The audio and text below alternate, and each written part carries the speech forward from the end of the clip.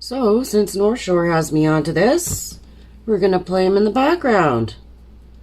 Let's prep some stuff. Cherry tomatoes.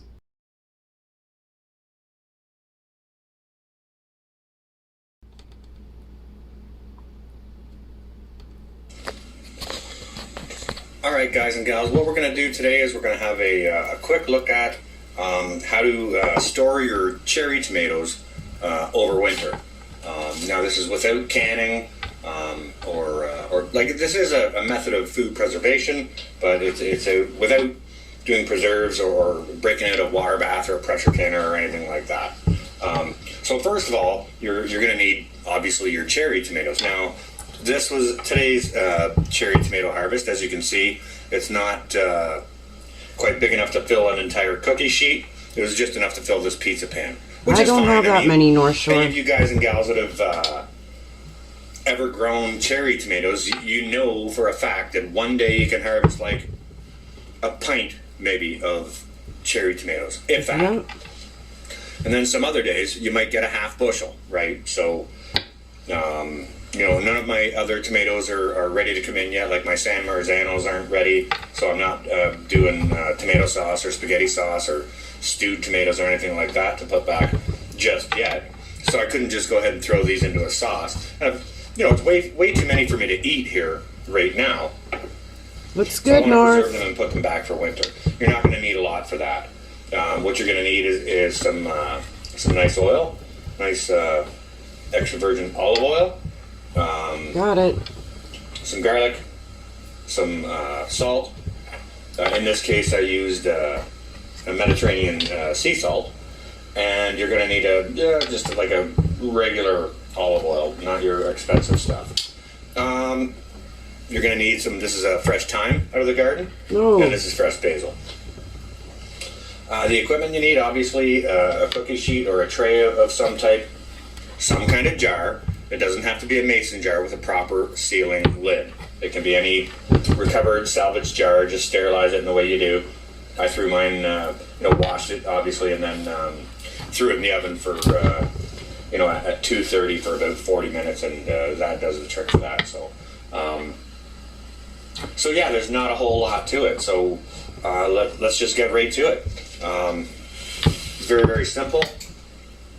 You take your tomatoes. Now I'm going to have to wash my hands a few times through this process because it is going to get a little bit messy. I'm going to use my hands to pick these up. Now what I did with these cherry tomatoes here before I'm using them, you can see that they're wilted, right? I just drizzled them with olive oil and I hit them with some of that Mediterranean sea salt. And I roasted them in a 400 degree oven for about 20 minutes. These were actually in there for about 25, but what that does is give your tomatoes a nice roasted flavor and drives a bunch. Okay, so I don't have too many cherry tomatoes ready, but we're gonna do these ones up. And I have my oven preheating right now for 400 to be able to do the tomatoes. My jar is also in there too. These cherry tomatoes here before I'm using them, you can see that they're wilted, right? I just drizzled them with olive oil and I hit them with some of that Mediterranean sea salt. Okay. And I roasted them in a 400 degree oven for about 20 minutes. These were actually in there for about 25, but what that does is give your tomatoes a nice roasted flavor and drives a bunch of the moisture out of them. I'll show you at the end of this how much moisture is left on that pan, how much water came out of these tomatoes. So yeah, I'm just using my hand to do this. Now depending on this variety of cherry tomato, these are sweet millions. It's a fairly small cherry tomato, and they're very, very sweet. And the millions part, yeah, the plant produces a lot of them. They just don't always come in at the same time, okay? All right, so I had to switch my knife there. we have some of our tomatoes into the jar here. I'm just gonna clean up my hands real quick here. Hi.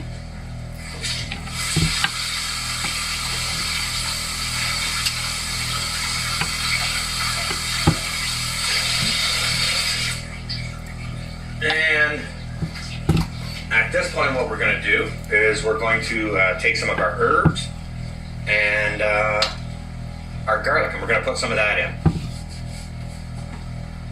Now, when you go up to put your to roast off your tomatoes, if you want to put pepper on it or any other sort of flavoring, you can go ahead. Pepper. You can flavor profile this any way you want to. Yeah. But what I'm going to do is I'm going to take some of this nice fresh basil right out of the garden, and I'm just going to go ahead and tear that, pop it right in the jar. Okay. Center this up a little bit more for you. Okay, garlic. See what's going on. So yeah, I just tear my basil and throw it right in. Very, very simple to do, and you can do this with any amount of tomatoes. You can use a smaller jar or a larger jar, depending on what your today's harvest is, right? Okay. You can use fresh garlic. I have this I need better garlic. Garlic. So I'm going to drop a nice, healthy... Actually, my garlic ain't that fresh, so I'm just going to go with this. We're going to roast some garlic with the tomatoes. I went out to the garden and found a few more. Right on! What I do is I just squeeze some of the seeds out, and we'll be able to save those for next year. Oh yeah, this knife is way sharper than the other one. Sharpen your knives. I like the fillet knife. It's excellent. Okay, that's done. Now let's get the garlic in there. Oh, it's gonna smell wonderful in the house. And this already has the oil right in it. Oh yeah. North, I'm souping it up, man. Oh yeah. There we go. Well, let's pop it in the oven for 20-25 minutes. I should add a little bit more oil. We got our Classico, extra virgin. Just gonna drizzle at the top. Yeah, yum! Alright, it's going in the oven.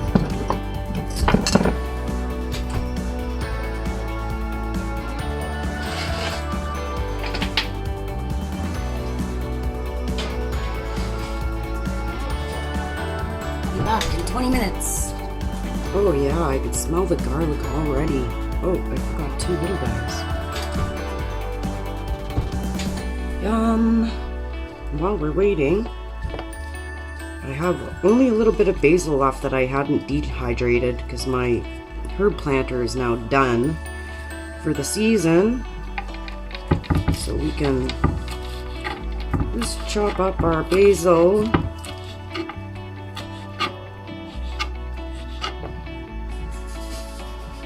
And I'm also going to put parsley in there, and Northshore did his time, so we'll do that too. And if you aren't subbed over at Northshore Preparedness, he's my good buddy from down south, and we talk all the time on the phone. He's cool beans. Put a tablespoon in there of that. Well, I got more than a tablespoon in there, North. These fresh thyme sprigs. And I'm just going to drop those right in. I'm going to drop them in whole. I'm not going to bother taking the thyme leaves off the stem. I'm taking mine off. Later you can just fish out the entire stem. Don't eat these. They can be tough. Here we go. So we'll do that. Then we'll get some more tomatoes in on top of this, okay? Okay. Very, very simple and easy to do. Now, when you preserve your tomatoes like this should last you no problem in your refrigerator all winter. And this is great for, in the wintertime, if you're cooking something and you want that nice, fresh hit of summertime flavor. Oh yeah. These are amazing on a sandwich. You can just have them with your eggs in the morning, throw them in an omelet or a frittata. Yummy. They're great on a pizza. Amazing on a pizza.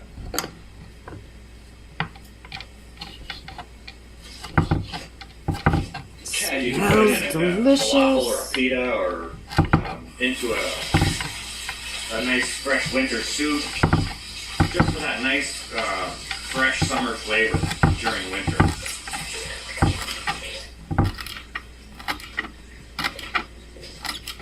So easy to do, doesn't take up hardly any time. You're not left with a big mess, and the flavoring is delicious. Now, I mean, if you wanted to, I'm not a big spice guy, but I did happen to have some jalapenos grow in my garden this year. I had a few jalapeno plants, and okay, I do have some jalapenos. I'll just go in with like a small one though. I don't want anything too spicy. And I need to make hot pepper jelly soon too, so I want to save my peppers for that project. So I'm putting the gloves on. You'll know what happens when you deal with the hot stuff. Yeah, not funny. These gloves are horrible because they don't have the powder in there. Alright, let's do this. So if you wanted to chop some of that up and throw it in there for a bit of a spice, you could do that too, right? Oh yeah. Alright, we've got some more tomatoes in there. Just going to rip up some more of this beautiful garden fresh basil. Got lots of seeds. Get that in there.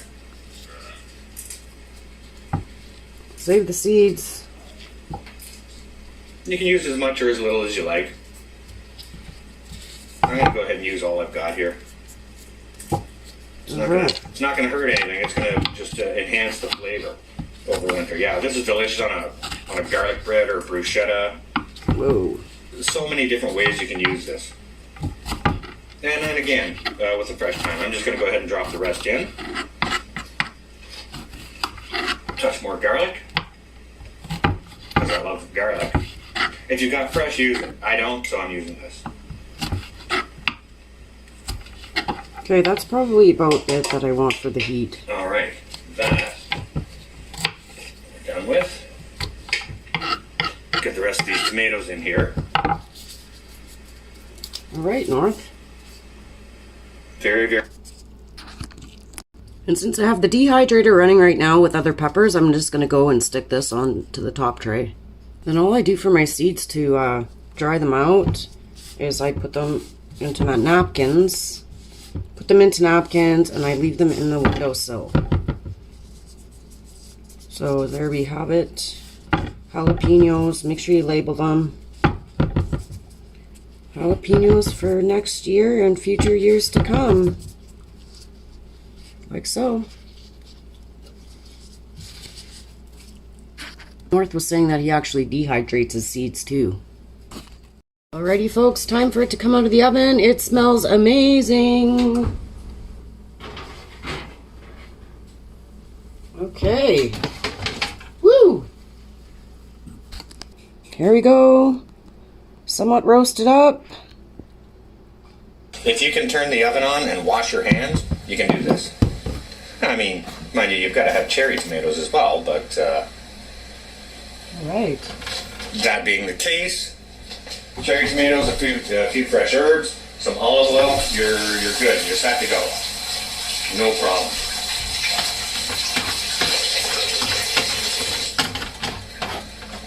It is a bit messy to do. Yeah, you will wash your hands several. Okay, got my trusty funnel. Simply because it's a little messy. It's just super easy to scoop up the tomatoes with your hands and do it that way, rather than try and fiddle around with just some type of scoop or a spoon or a fork or whatever. All right, now I have my handy dandy muddler. Ooh, before I do that, before I get these muddled down, I'm going to show you all the water that came off of these tomatoes. You can see it there down in the bottom. A ton of water came off those tomatoes. And that's what you don't really want. You don't want all that water in your preserved tomatoes like this. Okay. Now it looks like I could have probably have gotten away with a pint jar. This is a quart jar I'm using here. What we're going to do now with this muddler, like you can get in there with your fingers if you want and press it down with your fingers, but I find this muddler works just fine and dandy. to get that done. And as you can see, I'm not really stamping them down. I'm just kind of pressing them down so that it's all flat, right? So, in there. I can go ahead and go there. And at this point, we're pretty much done. All we need to do at this point, this is when you use your sort of average olive oil, okay? Okay. So all we're going to do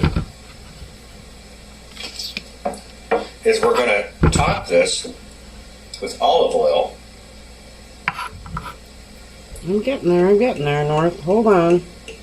Slow down. And I'm probably going to give it, maybe a ½ inch of olive oil on top of that. Once you get your olive oil in, whoops, you want to take your debubbler. You can use like a kitchen knife, a butter knife if you want, or whatever. And you just want to go down around it. Make sure you let out any air bubbles. And what this will also allow to happen is that olive oil will get down in and around the edges of it too. All right. Okay, so I'm going to top it up with this.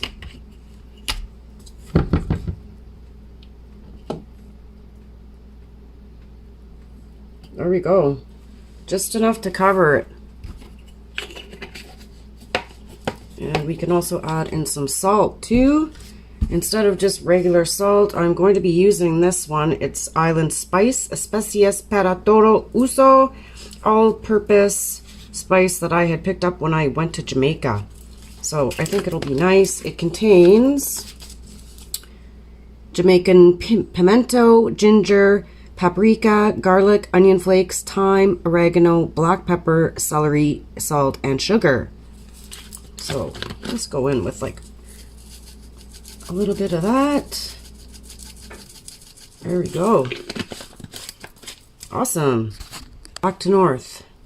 To this whole thing is making sure everything is covered with olive oil. So if you've got any of your fruit or your herbs or anything sticking up above olive oil, you want to press that down.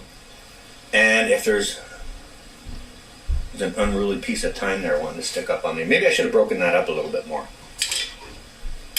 Okay, so you get that done, you get it all packed down underneath the surface of your olive oil. And then you just top it up again to make sure everything is covered nicely with olive oil. Skewer for the bubbles. Mix up those spices. And that's pretty much it. There's not a lot more to it than that. I'm just going to use a paper towel to clean this up a wee bit. And the lid.